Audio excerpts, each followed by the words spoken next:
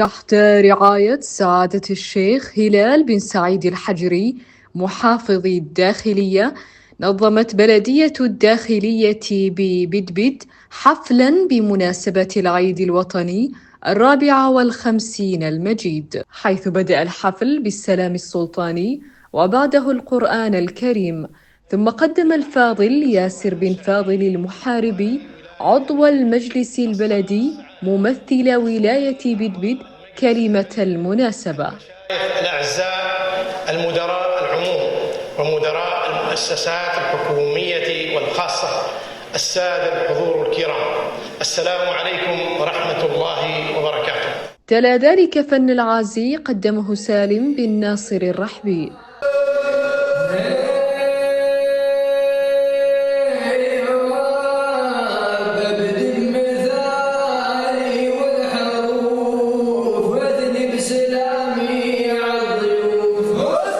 وقصائد شعرية قدمها أبناء الولاية.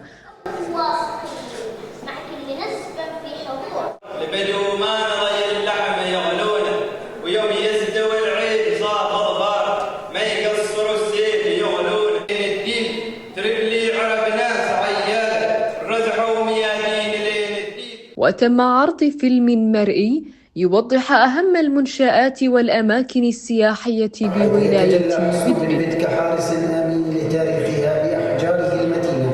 في جوانب أخرى من الحفل كان للهجن العمانية الأصيلة لوحتها الخاصة، وفرسان الولاية قدموا استعراضاً يعبر عن سعادتهم بهذه المناسبة.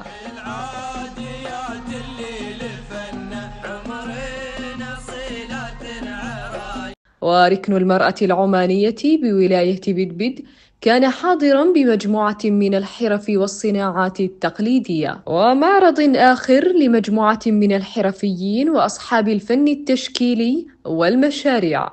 ياسر بن فاضل بن بارك المحاربي، نائب رئيس المجلس البلدي لمحافظة الداخلية وممثل ولاية بدبد.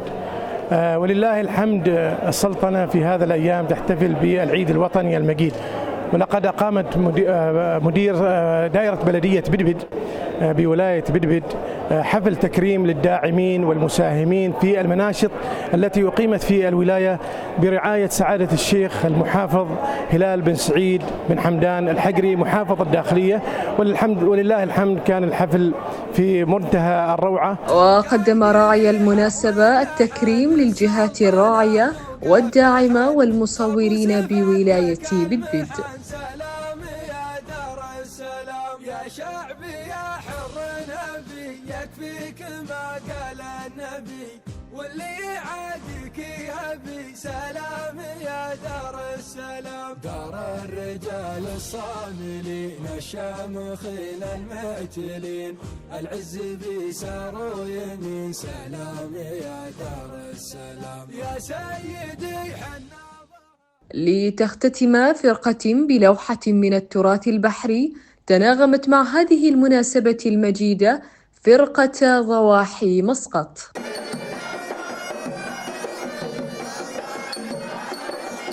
من مقر قاعة السلام بولاية بدبد كانت معكم سلام الزيدي عن مؤسسة عمان ميديا للإنتاج الفني.